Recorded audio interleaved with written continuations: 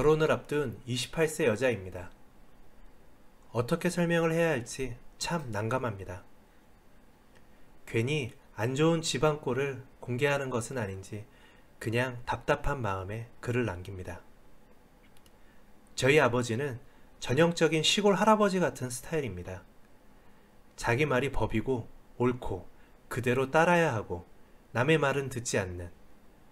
작년 말 결혼을 정한 남자친구를 데리고 집에 인사를 드리러 갔습니다. 아버지는 나이 차이나 사람 됨됨이나 이런 걸 다 떠나서 제가 결혼하는 것 자체를 못마땅해 하셨습니다. 대학 교육까지 시켜놨고 국립대에서 매번 장학금을 받고 다녔습니다. 이제껏 키워준 것이 얼마인데 취업한 지 1년밖에 안 돼요. 결혼을 한다는 것이 그 이유입니다. 이제껏 대학 교육까지 시켜줬고 출세한다는 마음으로 경기도까지 올라갔으니 출세하지 못할 바엔 집에서 아버지나 좀 챙겨라. 그것이 효도다. 이게 아버지의 생각입니다. 부모님은 10년 전에 이혼하셨고 아버지 혼자서 힘들게 우리 남매를 키우셨습니다. 그렇게 힘들게 키웠고 이제 취업해서 집에 돈도 보내고 효도 좀 할 때가 됐는데 결혼을 한다니 10년 전 아버지를 버리고 나간 엄마처럼 취급합니다. 여하튼 제 남자친구와 만나는 첫 자리에서 아버지는 결혼할 상대자에게 이 결혼 말린다고 안 할 것도 아니고 결혼 마음대로 해라. 그 대신 아무것도 바라지 마라. 썩 마음에 들진 않지만 어쩔 수 없이라도 허락한 것인 줄 알았습니다. 하지만 그것이 결혼을 하든 말든 마음대로 하고 나는 허락하지 않았다라는 것임을 한 달 뒤에나 깨달았습니다. 고모와 큰어머니께서 절 설득해 집에 도로 데려가려고 경기도까지 올라오셨던 것이죠. 큰 언쟁이 있었지만 그 자리에서 분명하게 말씀드렸습니다. 아버지가 반대해도 난 결혼하겠다. 그리고 돌아가셨던 고모와 큰어머니는 제 마음을 돌릴 수 없다는 걸 알고 아버지를 설득했지만 도통 통하지 않았던 모양입니다. 본격적으로 결혼식을 준비에 앞서 결혼 시기까지 미루며 아빠를 만나려고 했습니다. 아버지께 여러 번 전화를 드렸습니다만 돌아온 것은 욕설뿐이었습니다. 내가 니를 어떻게 키웠는데 앞으로 전화도 하지 마라. 계속 자극하지 마라. 무슨 일을 할지 모른다. 설날에도 집에서 쫓겨나다시피 나왔습니다. 현관문이 닫히는 등 뒤로 이제 다시는 오지 마라 라는 얘기가 메아리처럼 울려왔습니다. 일련의 사건들을 접하며 아빠를 포기하고 결혼식을 준비하기로 했습니다. 결혼 날짜를 정했을 때도 알아서 해라. 난 더 이상 상관하지 않겠다. 둘이 잘 살아라. 남자친구에게도 이렇게 말했습니다. 오히려 더 이상 전화하고 찾아오지 말라고. 자꾸 신경 거슬리지 말라고. 잘 살다 형편 좋아지면 찾아오랍니다. 엄마에게 부탁하며 아빠가 이런 상태라 도저히 힘들다. 엄마라도 결혼식에 참석해달라. 만약에 그렇게 된다면 아빠에게 또 모진 말을 들을지도 모르지만 그래도 마음 단단히 먹고 도와달라. 그렇게 착착 결혼식이 준비되고 있었습니다. 그래도 아빠에게 최소한 예의라도 하자는 마음에 여름 휴가 때에는 큰 아버지에게 들려 아빠를 설득해달라고 부탁하기도 했고 실제로 큰 어머니는 아빠를 설득하려 했지만 만나지도 못하고 돌아왔습니다. 그렇게 완강하던 아빠였습니다. 엄마랑 함께 결혼을 준비하는 것도 알고 있었습니다. 이제 결혼식 일주일을 앞두고 있습니다. 어제 아빠가 엄마를 찾아가 한바탕 했다는군요. 무슨 자격으로 딸 결혼식에 참가하냐. 내가 가고 안 가고를 떠나 너는 참가하지 마라. 키워준 것은 나다. 결혼 일주일을 앞두고 이제서야 마음이 급해진 모양입니다. 자기가 반대하면 안 할 줄 알았던 결혼이 코앞에 닥치자 뭐라도 해야겠다고 생각하신 모양입니다. 아빠를 설득하려 했던 큰어머니에게도 전화를 걸어 욕설을 퍼부었다고 합니다. 왜 저를 도와주냐는 것이지요. 아빠는 이제 결혼식에 한번 와보기로 결정했답니다. 엄마가 오는지 안 오는지 감시하기 위해 부모님 자리에 앉는 것이 아니라 거슬릴 것이 없나 감시하러 오겠답니다. 무언가 거슬리면 그 결혼식장에서 난동이라도 피울 것이랍니다. 기어코 부모 없는 결혼식을 만들려는 모양입니다. 오늘 다시 부산으로 내려갈 예정입니다. 또 절절히 빌면서 마음을 돌려달라 애원해야 하는지, 정말 인연 끊고 싶냐며 협박이라도 해야 하는지, 정말 결혼식만 끝나면 다시 안 만나고 싶습니다. 더 이상 아빠라는 이유로 내 인생에 태클 좀 걸지 않았으면 좋겠습니다.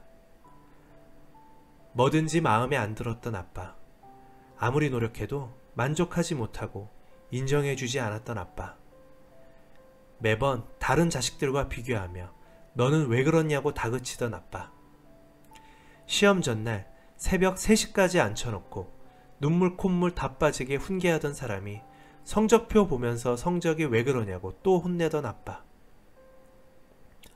공부 좀 하려고 하면 집안일 안 한다고 혼내던 아빠, 지난 10년의 삶이 혼자만 힘들었다고 생각하는 아빠, 청년 실업자가 수백만이 넘는 세상에 26살 겨울 지역 신문기자로 첫 시작을 했고 지금까지 왔습니다.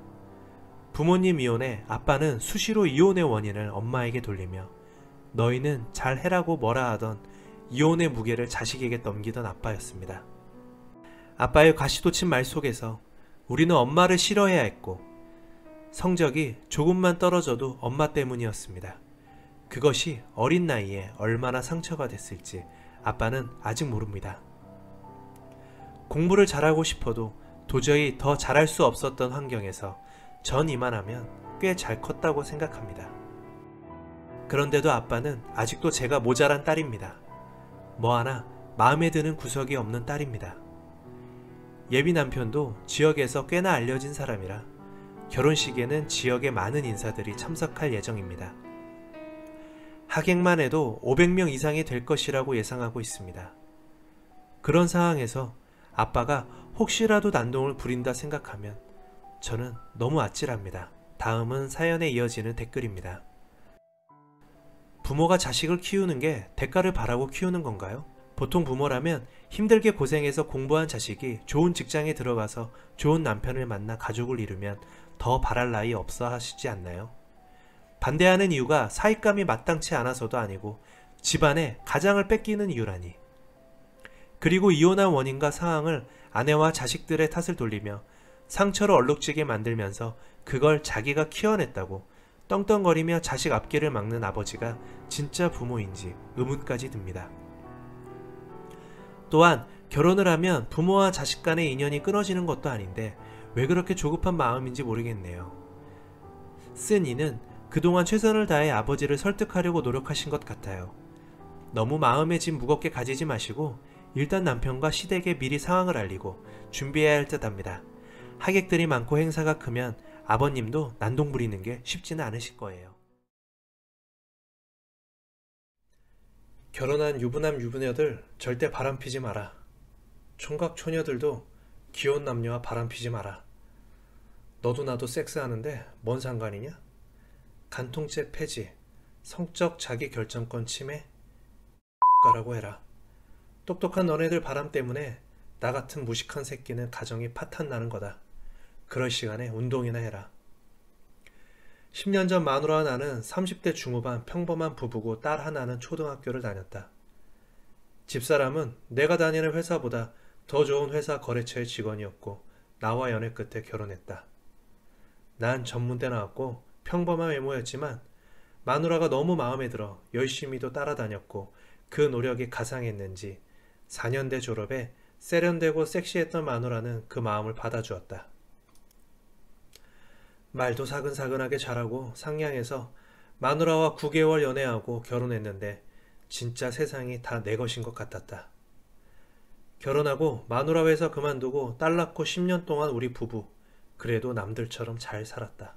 아니 어찌 보면 내 생각에만 잘 살았던 것 같다. 마누라 예쁘고 가슴 크고 늘씬하고 이런 거 어찌 보면 다 불행의 시초가 될 수가 있다. 믿는 도끼에 발등 찍힌다고 우리 아파트 옆집에 이혼남 새끼가 이사온 시기부터 뭔가 내 삶이 엉키기 시작했다. 어느 날 옆집에 배우같이 생긴 40대 초반 이혼남이 이사왔다. 복도에 담배꽁초 때문에 몇 번 집사람이 그놈에게 주의를 준다고 하더니만 오히려 더 친해졌다. 맨날 집사람 하는 말이 옆집 아저씨가 옆집 아저씨가. 집사람이 언제부터 옆집 이혼남 얘기를 자기도 모르게 너무 많이 했다. 난 찌질하게 보일까봐 불편한 심기에도 일체 내색을 안 했다. 당시만 해도 집사람을 너무 사랑했고 떠받들고 살았으니까. 그때까지 집사람은 내 인생의 최고의 선택이었고 그저 기쁨이었다. 그런데 이 여자가 퇴근하면 언제부턴가 집에서도 화장을 하고 있었다. 집에서 입는 옷차림도 반바지에 맨살을 너무 많이 드러냈다. 심지어 애엄마가 너무 노출이 심하다고 동네 아줌마들 사이에서도 말들을 돌아 들은 적이 있을 정도였다. 와이프가 멋내게 좋아하는 스타일인지라 과거에도 가끔 그런 적이 있어서 대수롭지 않게 생각하고 여자의 한때 기분이려니 했다. 그때 바람의 징조를 포착했어야 했다. 한 번은 일요일에 집에서 마누라가 샤워를 하고 나오는데 전혀 못 보던 야한 속옷을 입고 있었다. 그런데 속옷치고는 너무 야했다. 평소 스타일도 아니고 도저히 주부의 속옷으로 보기는 힘들었다. 난 그저 이상하다고만 생각했다. 브래지어도 이상하게 일부러 작은 것을 사서 한 건지 가슴이 꽉 차게 보이게 한 것 같았다. 그러다가 징조가 계속되었고 이상한 일이 점점 많아졌다. 옆집 남 새끼가 주말에 가끔 엘리베이터에 나를 마주치면 어색하게 인사하며 내 눈을 똑바로 쳐다보지도 못했다. 그 남자의 평은 원래 착한 사람인데 반상회에서도 여자가 바람펴서 저렇게 혼자 된 거라고 동정을 얻었다. 그 집 애들은 시골에 있다고 했다. 그 새낀 일요일 날은 교회도 혼자 나갔다. 겉보기에는 정말로 절대 그럴 사람 같아 보이진 않았다. 왜냐면 내가 퇴근길에 그 새끼가 아파트 앞에서 혼자 쓰레기 줍는 거 보고 좀 놀랬다. 겉으로 보이기에는 일단 친절하고 예의 바른 놈이었다. 마누라가 이웃이랑 나누는 게 좋다며 남자 혼자 저러고 사는 게 딱하다며 그 새끼한테 반찬 가져다 줄 때도 별 의심이 없었다.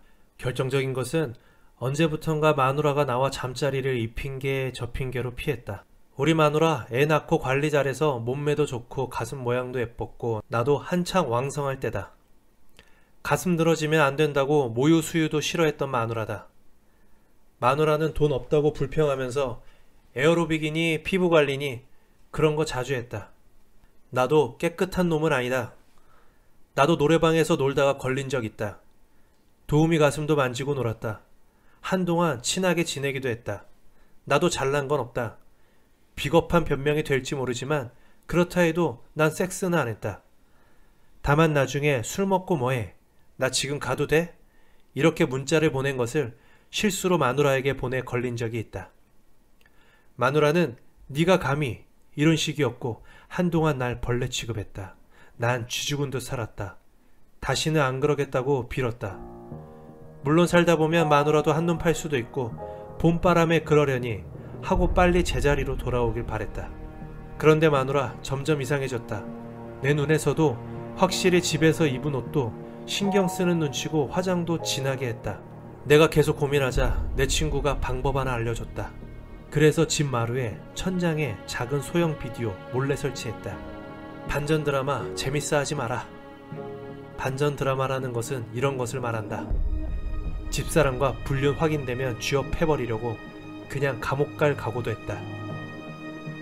그리고 떨리는 마음으로 며칠 동안 매일 비디오를 틀어봤다. 인간 세상 지옥이 따로 없더라. 어느 날 내가 토요일에도 출근하니 과연 어떤 허우대 멀쩡한 새끼 하나가 우리 집에 슬쩍 들어왔다. 애는 어느 집에 놀라고 보냈는지 보이지도 않고 집사람이랑 소파에 나란히 앉아서 텔레비전 보고 아주 둘이서 웃고 난리가 아니다. 그 새끼가 아주 마누라 반바지 입은 허벅지에 손을 올리고 떠나가지를 않더라. 아주 쉴 새 없이 주물렀다. 제발 거기까지만 내가 얼마나 기도했는지 모른다. 아니었다. 점점 심해지더니 마누라 웃옷 속으로 손 들어가서 가슴 주물럭거리더니 나중에는 아주 대놓고 주무르더라. 오히려 좋아하는 것 같았다. 제발 마누라가 저 새끼 밀어냈으면. 내가 평소에 가슴 좀 만지거나 하면 그렇게 귀찮아하던 마누라가. 에이 씨발. 마음은 무너졌지만 차라리 거기까지라면 그래도 좋았다. 그러더니 그 새끼 마누라 옷을 다 벗기는 장면이 나온다. 미친 마누라가 왜 속옷을 야시시한 걸로 사입었는지 이유를 알겠다. 그때 힐끗 얼굴이 보였는데 미친, 그놈의 얼굴은 내가 의심하던 옆집 남이 아니라 아랫집 승혜 아빠였다. 승혜가 우리 애랑 친구라서 부모들끼리도 잘 안다. 승혜 아빠 나이가 많고 마치 교장 선생님처럼 점잖아서 상상도 못했다. 나중에 속옷 차림으로 승혜 아빠 앞에서 몸매 자랑하다 흔들면서 속옷까지 벗는데 나중에 마누라 가슴도 애매하더라. 내가 거기서 차마 못 보겠어서 분노를 넘어 마음이 너무 무너져서 울면서 비디오를 껐다. 그 새끼는 학력도 좋고 다니는 회사도 대기업이다. 언젠가 그 집 부부랑 같이 식사 후 자기가 엘리트 승현의 아빠랑 코드가 맞는다고 미친 마누라가 주절거렸을 때 낌새를 눈치챘어야 하는 건데 온갖 복수의 종류를 생각하며 이 개 생매장시키고 자살하게 만들려고 했는데 차마 딸 때문에 못하겠더라. 그럼 차라리 내가 죽어야지. 그게 최고의 복수지 생각하고 옥상 2번이나 올라갔다가 차마 마음 약해서 돌아왔다. 저녁에 누님 오라고 해서 딸 좀 맡아서 데려가 달라고 하고 장인 장모 모셔왔다. 기니 보여드릴 게 있다고 아무 말 없이 비디오 틀어드렸다. 그 잘난 딸, 좋은 회사 사무직 출신이라면서 자기 사위 은근히 무시하던 장인 장모 표정이 과간이었다. 장모님은 울고 장인어른은 줄담배만 피더라. 자식 잘못 키운 죄라고 장모님은 내 손잡고 울고 내가 한 번 더 전현 그러면 내가 먼저 전현 앞에서 약 먹고 죽겠다고 하셨다. 두 년놈들 섹스하는 장면은 안방으로 들어가서 못 나왔고 미친 승희 아빠 새끼가 자기 딸내미가 그것까지 빠는 걸 봤으니 두 분 다 할 말 없을 거다. 장인 장모 가고 난 집안 가고 하나하나 다 때려 부셨다. 마누라는 와서 그거 지켜보더니 차라리 이혼하자고 발악하고 대들었다. 나한테 한마디만 했었어도, 나한테 거짓으로 울면서 빌었어도, 나한테 다시는 안 그러겠다 매달렸어도 난 용서했을지도 모른다. 그때는 나한테 과분하던 마누라, 난 진짜 사랑했던 것이다. 마누라에게 손 찍어 마려고 내가 손을 머리 위까지 올렸으나 차마 그럴 수 없어서 내가 그냥 바닥에 뒹굴고 서럽게 통곡했다. 우리 가족 망가뜨린 승혜네. 진짜 승혜 엄마까지 복수하고 싶은 생각이 들더라. 차마 그럴 수 없었다. 내가 짐승들 욕하면서 나도 짐승짓 할 순 없었다. 마누라와 이혼해주고 딸은 내가 맡기로 했다. 그렇다고 마누라가 승혜 아빠와 결합한 것도 아니다. 아마 잘난 척하는 쓰레기는 쓰레기의 삶을 살 거다. 그래, 너 잘 살아라. 그런 마음이었다. 독신이던 누나 우리 집으로 모셔서 우리 누나가 우리 딸 키워줬다. 나이차도 많이 나고 내겐 어머님 같은 누님이다. 난 평생 잊지 않고 은혜 갚을 거다. 누님 노후도 내가 꼭 책임진다고 했다. 난 우리 딸 하나만 믿고 열심히 살았다. 반 노동자직이고 수입도 변변치 않지만 난 추가 근무 자원했다. 일 없는 날이면 대리도 뛰었다. 내가 부족해서 엄마 없이 키운 제 물질로라도 딸애한테 보상해주고 싶었다. 난 12년째 낡은 구두 기워서 신어도 우리의 옷과 신발은 꼭 메이커로 사입혔다. 우리 딸 원하면 유학도 보내고 시집갈 때도 진짜 잘해주리라고 마음먹고 악착같이 일했다. 술도 안 먹고 담배도 끊었다. 그러니 친구들도 다 떨어져 나갔다. 할 수 없었다. 하루에 15시간씩 일하고 와도 집에 잠들어 있는 공주 같은 우리 딸 보면 신기하게 피곤함이 싹 가셨다. 딸아이 건강하게 잘 커가고 고마웠고 쌓이는 딸 시집 미천 통장 잔고 보면서 온몸의 고통이 싹 가셨다. 우리의 초등 졸업하고 중학교 들어갈 때쯤 나한테 중신이 들어왔다. 색시가 얼굴도 참하고 통통하고 다 좋은데 다리를 절었다. 허우대 멀쩡해서 이쁜 몸 자랑하느라 이 남자 저 남자한테 눈웃음 치면서 바람이 나느니 다리를 절어도 마음을 저는 것보다 제대로 정신 박힌 여자면 더 좋았다. 우리는 혼인신고만 하고 살림 합치고 다음에 떡두꺼비 같은 아들을 낳았다. 색시는 아팠던 내 과거를 보상할 복덩어리였다. 누님과 함께 살면서 집안도 더 깨끗해지고 반찬도 풍성해졌다. 색시도 빈손으로 와서 미안한 건지 없는 살림 보태야 한다고 동네 마트에서 알바까지 했다. 색시는 잠자리도 순종적이다. 예전 마누라는 졸라야 한 번 하고 그냥 샤워하고 뒤돌아서 자는데 색시는 과묵하고 뭐든지 순종적이었다. 한 번도 거부한 적이 없었고 우리는 이래저래 궁합이 좋았다.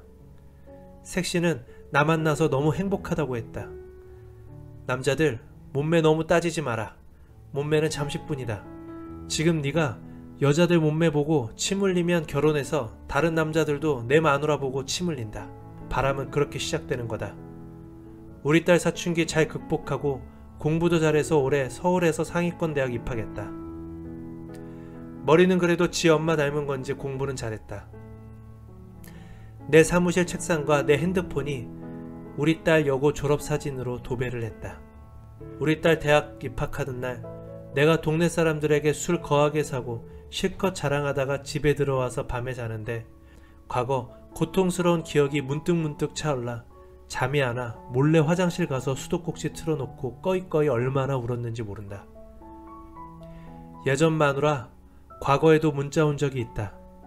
아니 이제 욕하지 말자. 다 지난 일이니까. 난 더 행복하니까. 차마 재결합하자는 말은 지은 죄가 있어서 못하고 딸 보고 싶다고 했지만 난 싫다고 했다.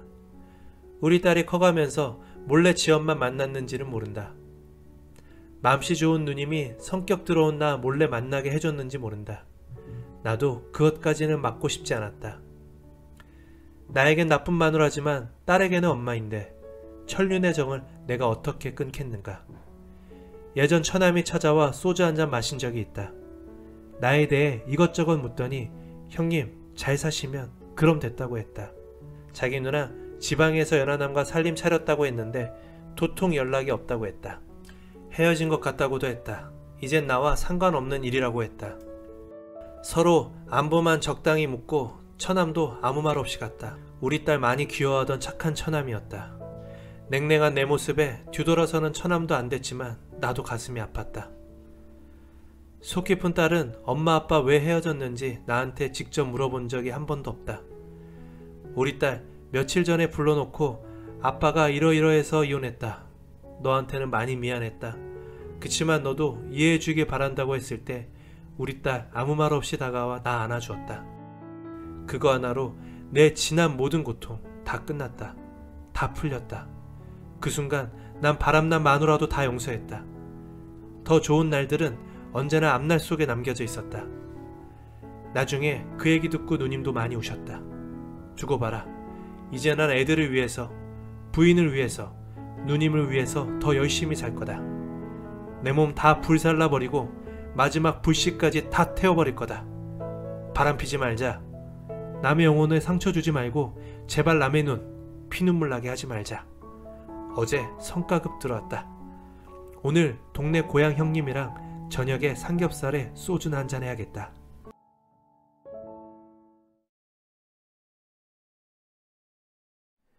남편이 저를 때렸어요. 어떻게 해야 하나요? 이걸 어디서부터 어떻게 얘기해야 할지 모르겠네요.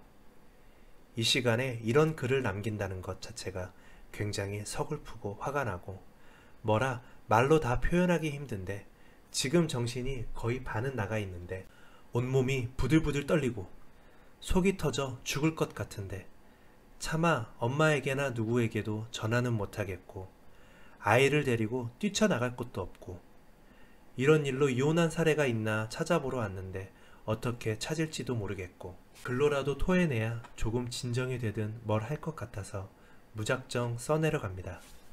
남편과는 결혼 3년 넘었고 결혼하고 바로 임신을 해 3살 된 아이가 있습니다. 그간 많은 일들이 있었고 이혼하려고 했던 적도 있었습니다. 남편의 폭언과 그때는 지금처럼 직접적인 육체적인 폭력은 아니지만 어느 정도 위협은 있었고 결혼하고 얼마 지나지 않을 때부터 남편은 기분이 상하고 화가 나면 그만 살자 못 살겠다 했었습니다.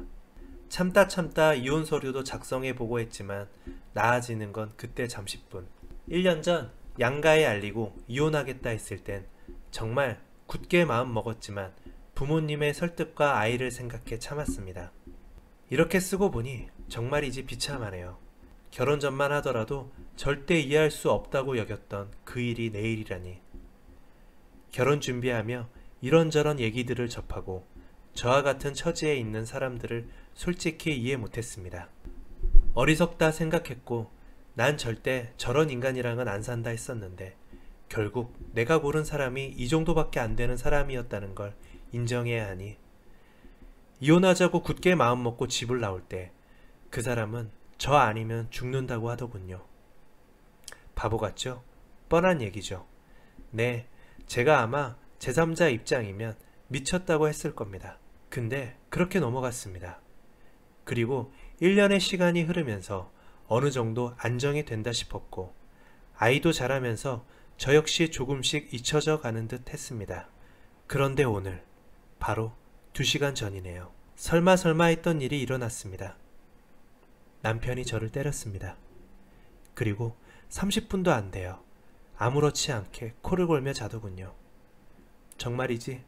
정말 처음에는 내가 죽을 것 같았는데 나중에는 저 인간을 정말 죽여버리고 싶다는 생각이 사로잡더군요. 왜 맞았냐고요? 제가 임신했을 때 스트레스를 굉장히 많이 받았습니다. 그래서인지 아이가 많이 예민한 편이었고 아이가 태어난 때부터 지금까지 전 4시간 이상을 자본 적이 손에 꼽을 정도입니다. 그나마 8개월에서 1년 정도가 4시간이지 그전엔 2시간 이상을 내리자질 않아 항상 수면 부족과 피로감에 찌들어 있었죠. 그러던 아이가 2달 정도 잠을 푹 자기 시작하면서 같은 방을 쓰기 시작했습니다. 그전엔 남편이 새벽에 나가는 일이고 아이가 워낙 잠을 제대로 안 자니 피곤하다고 각방을 썼었고 모든 육아는 제 책임이었습니다. 그렇다고 제가 집에서 살림만 하는 건 아니었습니다. 저도 제 일이 있었지만 프리랜서로 자택근무가 가능해서 집안일과 더불어 육아는 제 몫이었고 남편은 거의 도와주지 않았습니다. 제가 매일 밤을 울며 아이를 업고 안고 그러다 몸이 너무 아프거나 힘든 날엔 좀 도와달라고 해도 도와주지 않는 사람이었습니다. 제가 그 생활이 2년간 계속되자 엄청난 피로감과 스트레스가 쌓였었는데 그것조차 이해를 못하더군요. 그래서인지 자정을 넘기면 제가 너무 짜증나고 피로해서 아이에게 제발 좀 자자고 말이라도 하거나 아이가 크게 칭얼거리면 어김없이 짜증을 내고 제 이름을 부르며 소리를 지릅니다. 이해는 합니다. 아니, 하려고 정말 죽을 힘을 다해 참아봤습니다. 안 그러면 내 속이 터져 죽을 것 같으니.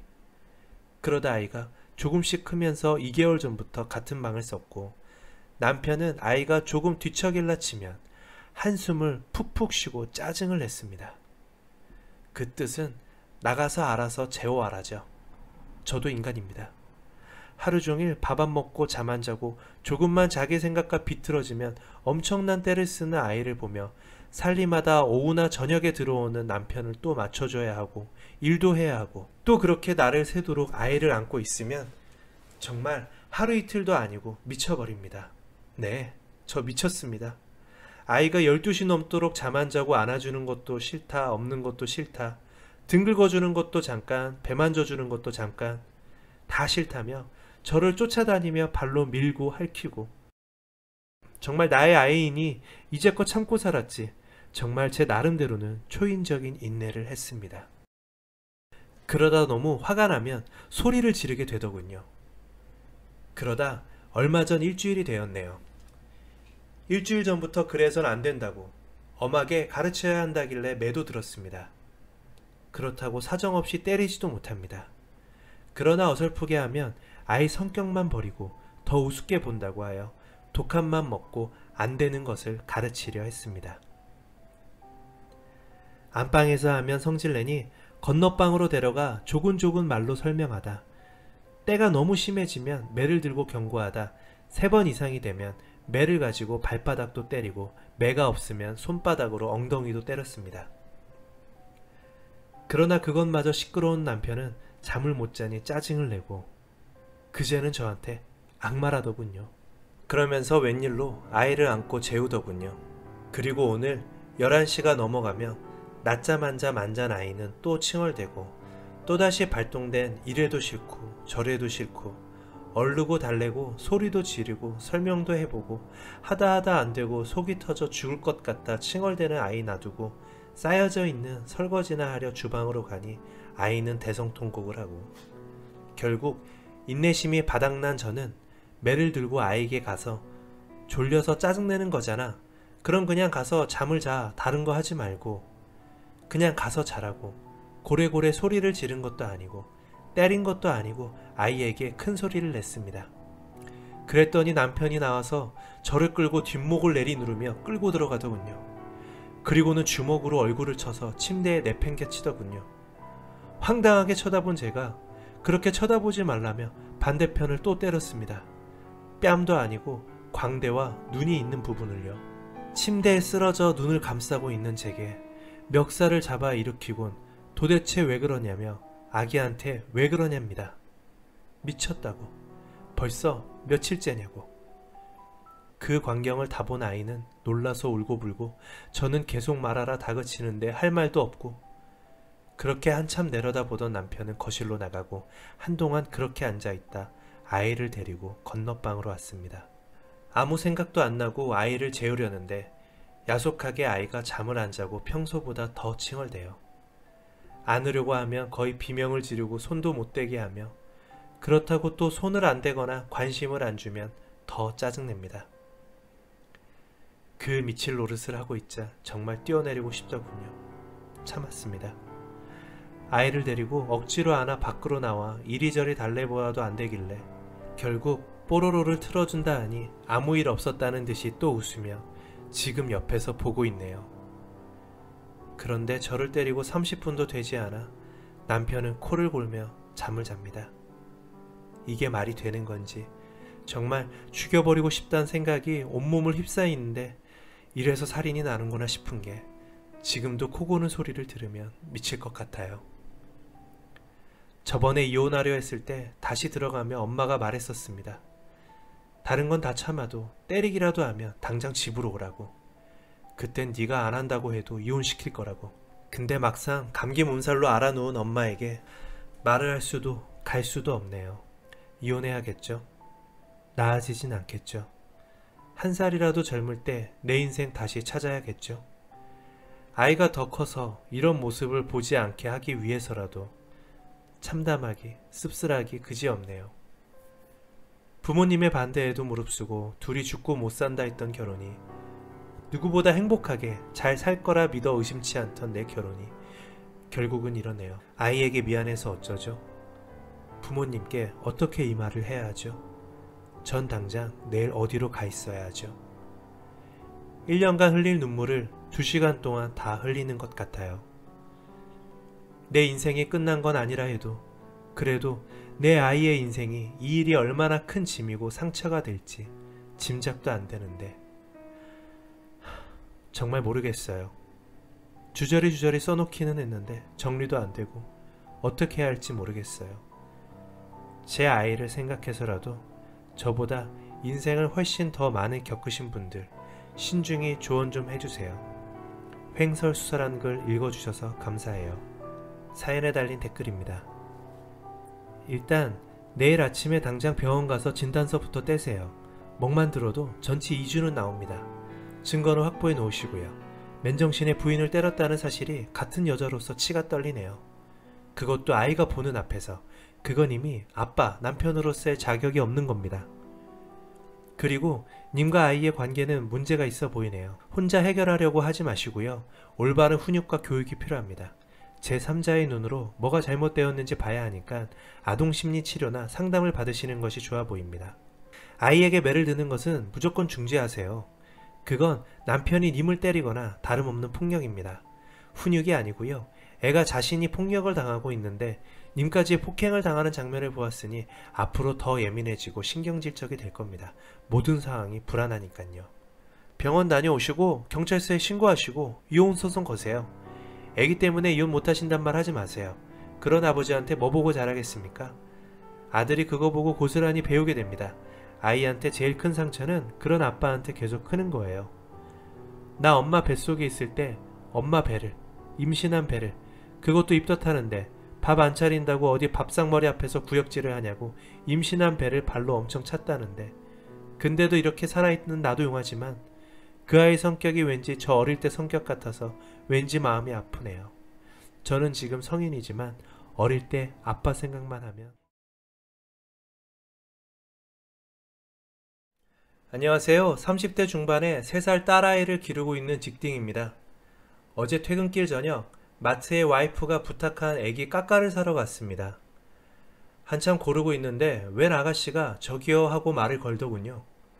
속으로 누굴까 하고 눈을 돌렸습니다. 유부남이긴 하지만 그럼에도 순간 설레었습니다. 당황하는 내색을 숨기고 부르신 분을 바라보니 차분한 이미지의 젊은 여성분이었습니다. 저기 혹시 그때 그분 아니세요? 하고 여자분이 다시 말했습니다. 그때 그분? 처음엔 무슨 말인지 몰랐죠. 순간 머리를 돌려보긴 했지만 제 기억 회로에는 이 여성분이 없었습니다.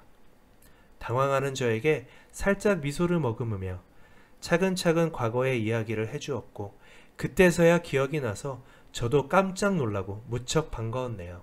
세상이 어찌나 좁은 건지. 이야기는 2005년 유난히 더웠던 여름이었습니다. 당시 저는 대학생이었는데 모두가 그때는 한참 팔팔할 나이였죠. 친구랑 술을 마시고 돈은 없고 아쉬운 마음에 인근 초등학교에서 술을 사서 마시기로 했답니다. 병맥주와 오징어를 사서 먹으며 저랑은 별 상관도 없이 돌아가는 세상사와 군대 이야기가 한창이었습니다. 한참 이야기하고 있는 중에 건물 뒤편에서 여자 비명이 짧게 들리더군요. 지금이야 경찰에 신고부터 하고 살펴볼 텐데 그때는 한참 혈기왕성할 때라 혹시 몰라 제가 직접 소리가 난 현장으로 가보았습니다. 고등학생으로 돼 보이는 양아치 년놈들이 여자애를 하나 잡고 끌고 가더군요. 한눈에 보기에도 불 꺼진 학교에 저러고 있는 게 단순하게 애들이 놀고 있는 것처럼 보이지는 않았습니다. 제가 가서 뭐하냐고 하니 머뭇거리던 그놈들은 그냥 슬금슬금 멀어지더니 도망을 가더군요. 고등학생쯤 돼 보이는 여자아이의 말은 평소 자신을 곱게 보지 않던 일진 선배가 학원 끝나고 오는 길에 남자 양아치들과 패를 이루어 자신을 이리 끌고 왔노라고 했습니다. 덧붙여 자신의 집이 가까운데 근처까지만 데려달라 하여 겁에 질린 여학생을 위로해주며 친구와 저는 흔쾌히 여학생을 집 근처까지 에스코트해 주었습니다. 다시 맥주와 오징어가 남은 자리로 돌아와 뿌듯한 마음에 영웅심에 취해 유쾌한 마음으로 술을 마시며 수다를 떨었습니다. 30분 정도 지났을까요? 교문 앞에 빨간 담뱃불이 하나 둘씩 모이더군요. 뭐지? 별 생각 없이 있었죠. 조금 있으니 담뱃불들이 우리를 향해 오더라고요. 그때부터는 술이 워낙 취해 감각도 무뎌 있었고 그때까지 상황을 몰랐는데 그놈들이 양심을 품고 패거리를 데려온 거더군요. 술에 취했지만 한눈에 보더라도 아까 너댓 명보다는 훨씬 많아 보였던 기억입니다. 그때 같이 술 먹던 친구는 태권도를 전공하는 놈이었습니다만 저는 운동과는 거리가 먼 사람이었습니다. 도망가기도 타이밍이 늦었고 취해 무언가 만사 귀찮아져 그냥 술만 먹고 앉아 있으니 이놈들이 저희 앞에까지 오더군요. 와서 보니 손에는 강목까지 들고 있더군요. 그중 사복을 입고 제일 늙어 보이는 한 놈이 저한테 묻더군요. 뭐하는 새끼들이냐고. 술 먹는 새끼다 어린 놈의 새끼들아. 저는 대충 이렇게 이야기했습니다. 그때 술을 먹어서 그랬는지 그냥 그렇게 말하고 싶더군요. 제가 생각해도 웃기더군요. 그 다음엔 글로 쓰긴 뭐하지만 때로 달려들어 머리통으로 강목으로 맞고 발로 밟히고 장난 아니었죠. 아쉬운 건 친구가 운동특기생이라 정말 싸움을 잘하는데 인원에 밀리고 술에 취해서 결국 맞고 쓰러지더군요. 그때 당시 그놈들 10여 명 정도 됐던 걸로 기억나네요. 저는 반격 한번 못하고 그냥 주구장창 맞았고요. 다구리에는 장사 없다. 그 말이 그날로 더욱 명확해졌습니다. 그리고선 이놈들 정말로 짧고 간결하게 우리를 후드려 패고는 신속하게 도망갔습니다. 얼굴이며 옷이며 정말 가관이었죠. 저는 머리통이 깨지고 집에 가면 부모님이 놀랄까봐 결국 친구와 싸구려 여관을 잡아서 10일 정도 같이 지냈던 기억이 나네요. 물론 이 일은 비밀로 친구와 평생 무덤에 가지고 가기로 했고요. 그때 우리가 구해줬던 여자애가 지금 마트에서 저보고 인사하는 아가씨더군요. 알아보고 인사하는데 정말 반갑고 신기하더군요. 옆에 남친인지 건장한 청년도 저한테 90도로 인사하고 정말 뿌듯한 마음이었습니다. 덕분에 애기 깎아 한 달 치는 선물 받고 기분 좋게 왔네요. 집에 오니 와이프는 뭔 과자가 이렇게 많이 사왔냐고 타박을 했습니다. 여보, 이 과자 비싼 거다. 당신이 저금통이라고 놀리는 내 머리 땜빵이랑 바꾼 거야. 지금은 배 나온 아저씨지만 나도 한때는 정의감에 불탔던 열혈 청년이었다고. 사연에 달린 댓글입니다. 근데 이왕이면 운동 잘하는 친구들이랑 이기셨으면 하하 14년 전 얼굴이 그대로이신가봐요. 왠지 눈물 나네요. 엄청난 인연 멋있으십니다.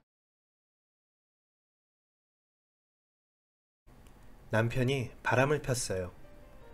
신혼 초에도 심증만 있었을 뿐인 일들이 두어 차례 있었고 올해로 10년차 결혼 생활입니다. 2년 전 또 의심스러운 상황이 있었으나 남편 말대로 뭐 본인이 돈이 있는 것도 아니고 밤에 외출을 한 것도 아니니 더 이상 추궁할 수도 없었어요. 남편 월급은 모두 제 통장으로 들어오고 생활비 포함 관리는 제가 합니다. 퇴근 후 바로 집에 오기 때문에 따로 본인만의 시간이 없기도 하고요. 그러니 저도 심증으로 의심만 했고 제가 그럴 때마다 본인이 믿음을 주지 못해서 그렇다며 아이들과 시간을 보내고 더욱 가정에 충실한 모습을 보여줬습니다. 2년 전에도 모바일 게임 때문에 생긴 의심이었는데 최근에 게임을 다시 시작하더라고요. 저도 마찬가지인 상황이지만 친구도 못 만나고 아이들 때문에 감옥 같은 생활을 하니 게임 정도는 저도 그냥 눈 감아줬어요. 그런데 몇 주 전부터 거슬릴만한 의심스러운 행동을 합니다. 자다 깨서 보면 새벽에 베란다에서 누군가와 통화를 한다든지 핸드폰을 몰래 하다 감추거나 또한 평소에는 신경도 안 쓰던 사람이 화장실에 볼일을 보거나 샤워를 할 때도 휴대폰을 챙겨 들어가더군요. 같은 게임 내 사람들하고 개인톡을 하면서 때때로 카톡 채팅창을 지워버리기도 하고 2년 전에도 비슷한 일을 겪어 제가 한두 번씩 채팅 목록을 보긴 합니다. 그러다 오늘 차마 못 지운 톡을 보게 되었어요. 땡땡 형님이란 남자 이름으로 저장하였는데 서로가 통화할 시간을 약속하며 연인이 주고받을 대화 내용이 짧게 오고 갔더라고요. 물론 이것도 잡아때려 할 말 없을 그냥 뉘앙스만 그런 느낌? 그런데 무슨 생각인지 확신이 들었고 들고 있던 커피를 집어던지며 결국 네가 그 버릇 못 고치고 사고를 쳤냐고 화를 내니 순순히 인정하더라고요. 여러 개소리를 늘어놨지만 요약하자면 호기심에 한두 번 만난 게 다이다였습니다. 그 순간 뭐 미움도 없고 배신감도 아니고 그냥 아무 감정이 안 들었어요. 처음에 대화창을 볼 땐 손이 덜덜 떨리다가 그렇게 인정하는 모습을 보니 아무 감정이 들지 않고 허탈함만 들었습니다. 오로지 애가 둘인데 저 아이들을 어떻게 혼자 키우지라는 생각이 먼저 들었어요. 바로 머릿속으로 계산기 두들기며 생각을 정리하고 얘기했습니다. 난 너에게 이제 아무 감정이 없다. 그건 너도 마찬가지인 듯하다. 그게 아니라면 어찌 다른 여자와의 만남을 생각하겠냐. 더구나 우린 성생활도 아무 문제 없는데 넌 그냥 나를 노력 없이 안전하게 관계 가질 수 있는 여자이자 아이들 엄마이자 가정부? 그 이상, 그 이하로도 생각하지 않는 것 같다. 나도 지금은 감정이 정리돼서 너에게 그 어떠한 마음도 없다. 그러니 이성적으로, 현실적으로 제안을 할 테니 들어보고 너도 의견이 있으면 말해달라고 했습니다. 제 제안은 이러했습니다. 첫 번째, 남편에게 30만원이라는 생활비와 일주일에 2번 외출 또는 외박을 허락하며 너의 사생활을 일체 관여하지 않을 테니 나머지 다른 날은 오롯이 아이들에게 집중해야 할 것이며 작은 아이가 20살이 되는 해에 재산 분할을 하고 각자의 삶을 살자. 깨끗이 갈라서고 양육비로 월 200을 주길 바라며 대신 아이들은 원하는 대로 보여주겠다. 양육비를 적지 않게 받으니 아이들이 20살이 된 이후 들어가게 될 대학 등록금 같은 돈들은 내가 낼 것이며 모자랄 때만 조금씩 도움받겠다. 제가 이런 제안을 한 것은 솔직히 돈 때문입니다. 어디 부탁할 곳 없이 아직 어린 아이들을 저 혼자 일하며 키울 수는 없으니까요. 그리고 저처럼 어릴 적부터 돈 걱정하며 살게 하고 싶진 않기 때문에 전적으로 애아빠가 불리한 조건이지만 돈 안 준다고 해버려도 어쩔 수 없지만 말이라도 해보자는 생각으로 얘기를 했습니다. 전 당연히 2번을 선택 후 월 200은 무리니 금액을 더 낮추거나 아니면 그 어떤 것도 주지 않고 이혼해버리거나 그럴 줄 알았는데 참 뻔하디 뻔한 말과 용서를 빌며 저희 남편이고 싶고 아이들 없인 못 산다며 제 마음이 돌아서 주길 바란다는 말을 하더군요. 저는 같이 살게 될 경우 아이들이 영향을 받지 않게 쇼윈도 부부처럼 생활하되 스킨십은 말도 안 되고 단둘이 있을 때도 일체 필요한 대화 외에는 주고받지 말고 아이들 앞에서만 연기해 주길 바라거든요. 어쨌든 저 사람도 생활과 돈도 다 갖다 바치는데 자기만 억울하다는 생각으로 손해보게 할 수 없으니 내가 다른 여자와 만나는 사생활에 전혀 관여하지 않겠다. 아이들 앞에선 아빠로서 존중해 줄 것이며 시댁에도 할 도리는 할 것이다 라는 조건입니다. 성관계와 둘만의 유대감 빼고는 다 하겠다는데 굳이 용서를 바라고 제 마음이 돌아오길 바라는지 모르겠습니다. 밖에 여자 꼬시기가 힘들어서 그런 건가? 뭐 왜 저러는지. 너 원하면 밤일까지 해준다 해야 조건이 충족한다는 의미인 건지. 딸은 엄마 팔자 닮는다던데 제 인생도 이렇게 흘러가나 봅니다. 씁쓸하네요. 제가 끝까지 제 입장만 고집한다면 결국 저 사람은 친권 양육권 다 포기하고 가버리겠죠. 양육비를 좀 낮춰서 불러야 하나? 저 사람의 본심이 참 궁금하네요. 누가 좀 알려주세요. 여기까지가 오늘의 사연입니다. 그럼 다음 사연에서 다시 찾아뵙겠습니다.